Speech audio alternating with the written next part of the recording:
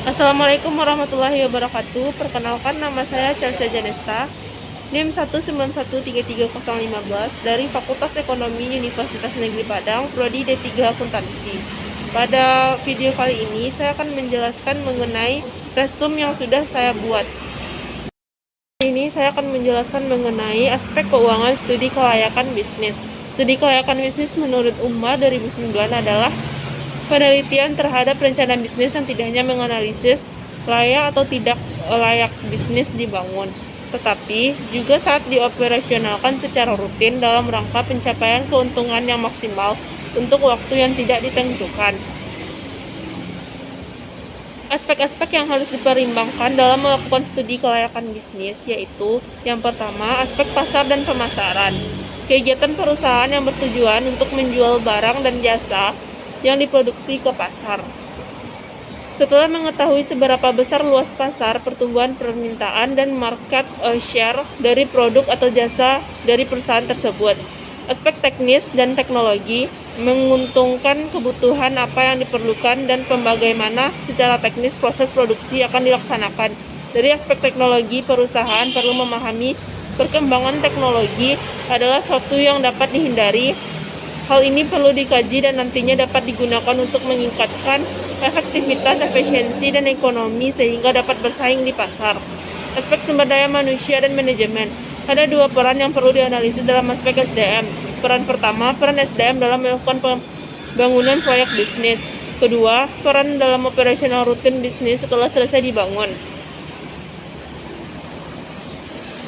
Dalam hal pembangunan proyek, tenaga SDM yang dibutuhkan akan dibatasi hanya sampai pada proyek bisnis selesai dibangun, dan ini harus disesuaikan dengan keahlian yang disarankan dan pembiayaan.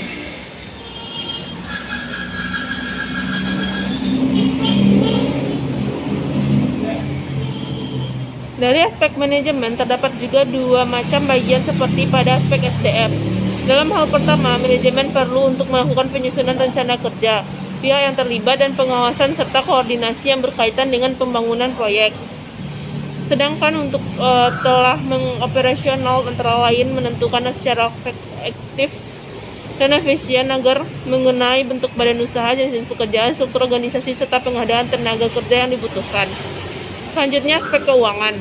Dari sisi keuangan, proyek dapat dikatakan sehat apabila dapat memberikan keuntungan banyak dan layak dan mampu memenuhi kewajiban finansial. Pembuatan hasil analisa keuangan akan digunakan untuk mengkomunikasikan keadaan rencana keuangan dengan pihak yang berkepentingan.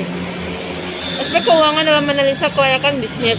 Aspek keuangan pada studi kelayakan bisnis digunakan untuk menilai keuangan perusahaan yang meliputi perolehan sumber dana, estimasi pendapatan, dan jenis investasi beserta biaya yang dikeluarkan selama investasi serta proyeksi laporan keuangan yang terdiri dari laporan laba rugi, neraca, dan arus kas. Dari aspek keuangan tersebut dapat diberikan penilaian apakah sebuah usaha dapat dinyatakan layak atau tidak untuk dijalankan dengan beberapa alat analisis. Yang pertama, investasi. Investasi yaitu penanaman modal atau yang sering disebut dengan investasi ini didefinisikan sebagai pemilikan sumber-sumber jangka panjang yang akan bermanfaat pada periode akuntansi yang akan datang. Investasi terdapat 4 golongan. Yang pertama, investasi yang tidak menghasilkan laba atau non-profit investment. Investasi jenis ini timbul karena adanya peraturan pemerintah atau karena syarat-syarat kontrak yang telah disetujui. Yang kedua, investasi yang tidak dapat diukur labanya atau non-measurable profit investment. Selanjutnya, investasi dalam penggantian equipment atau replacement investment. Investasi jenis ini meliputi pengeluaran untuk penggantian mesin dan peralatan yang ada. Informasi penting yang perlu dipertimbangkan dalam keputusan penggantian mesin dan peralatan adalah informasi akuntansi diferensial yang berupa aktiva diferensial dan biaya diferensial.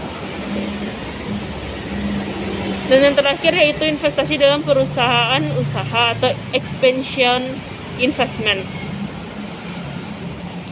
Yang kedua yaitu biaya modal. Biaya modal adalah tingkat pengembalian yang harus dihasilkan oleh perusahaan atau investasi proyek untuk mempertahankan nilai pasar sahamnya. Biaya modal dapat juga dianggap sebagai tingkat pengambilan yang diinginkan oleh penyandang dana untuk menanamkan dananya ke perusahaan. Nah, selanjutnya yaitu peramalan. Menurut Randa dan Heiser, peramalan adalah seni dan ilmu memprediksi peristiwa-peristiwa masa depan. Peramalan memerlukan pengambilan dan historis dalam memproyeksi ke masa depan dengan beberapa bentuk metode matematis. Selanjutnya yaitu pendapatan. Pendapatan adalah penghasilan yang timbul selama dalam aktivitas normal entitas dan dikenal dengan bermacam-macam sebutan yang berbeda seperti penjualan, penghasilan jasa, fee bunga, dan lain-lain. Selanjutnya yaitu biaya. Menurut Carter, biaya definisikan sebagai alat tukar pengeluaran dan pengeluaran yang dilakukan untuk menjamin perolehan manfaat. Biaya terdiri dari 3, yaitu biaya tetap, biaya variabel, dan biaya campuran. Selanjutnya yaitu aliran kas. Laporan arus kas disusun untuk menunjukkan perubahan kas selama periode tertentu, serta memberikan alasan mengenai perubahan kas tersebut dilakukan menunjukkan dari mana sumber kas dan penggunaannya. Selanjutnya metode penilaian investasi. Dalam bukunya Hansen, untuk melakukan analisis keputusan investasi terdapat 2 klasifikasi. Yang pertama, modal non di konto.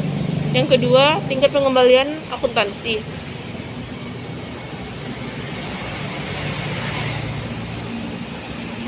Baik, sekian dari resume dari video yang saya tonton untuk pertemuan ke-15. Sekian dari penjelasan saya. Apabila ada kesalahan saya minta maaf. Assalamualaikum warahmatullahi wabarakatuh.